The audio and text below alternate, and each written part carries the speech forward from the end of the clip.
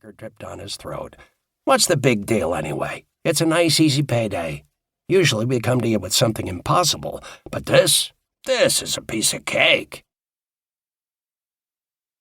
2. Alonzo kept his coop in Bed-Stuy. A neighborhood native, he'd come up in the Bedford-Stuyvesant area of Brooklyn when it was at its most perilous, when the name Bed-Stuy was almost a brand name representing the worst of inner-city life. Now it represented a millennial Gen Z hipster hotspot and a good place to buy a house if you could afford it. Alonzo had fought his way to the top of the heap, a heap that contained quite a few dead enemies and nearly as many dead friends, and today ruled an extensive network that controlled much of the illegal activity in central Brooklyn, as well as far-flung legitimate enterprises, including restaurants, clubs, a boxing MMA gym, and a record label and entertainment management firm. He also owned real estate, including the old tenement building where he kept his birds on the roof. He himself lived with his family in New Jersey in a wealthy suburban town next door to a dentist. "I started flying birds with my father," Alonzo said.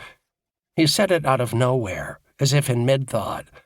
He'd been conferring with Teddy, the building super, who lived on the ground floor and took care of the birds, when Gio led Joe up onto the roof. They'd driven over with Gio's guy Nero behind the wheel and little Eddie, the 6'2", 240-pound son of Big Eddie, riding shotgun. Nero and little Eddie were left to mind the car, double-parked behind Alonzo's driver in his caddy SUV.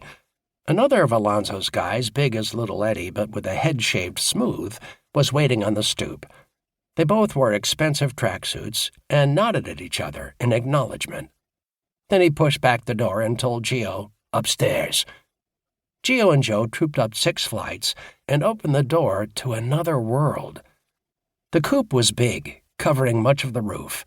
It was constructed of wood and chicken wire and freshly painted white with a human-sized door and a side hatch that could be propped open. The inside was lined with shelving, whose horizontals and verticals formed hundreds of cubes. A smaller shed beside it held supplies for feeding and cleaning, as well as a sink and faucet and a power source for the hoses and lights that ran all over. But none of that was what Joe noticed first, stepping onto the roof. The immediate and overwhelming impression was of light, space, and motion, of flickering wings and the constant burble of pigeons cooing and clucking like a stream running past.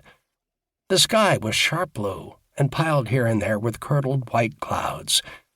The city, dense and turbulent as ever at street level, both chaotic and humdrum, now resolved itself into a landscape in motion, a vast pattern that somehow all fit together. Men in orange vests and hard hats labored on a roof in the distance, like tiny dolls operating a toy crane.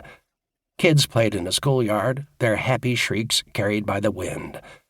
A fluid line of traffic moved through an intersection, then stopped for a light, and like an open valve, the other side began to flow.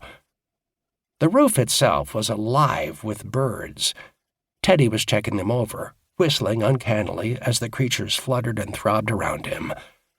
Others filled the coop, nestling in the cubbyholes or flying back and forth, while more strolled along the edges of the roof or hopped into the air, cruising from ledge to ledge.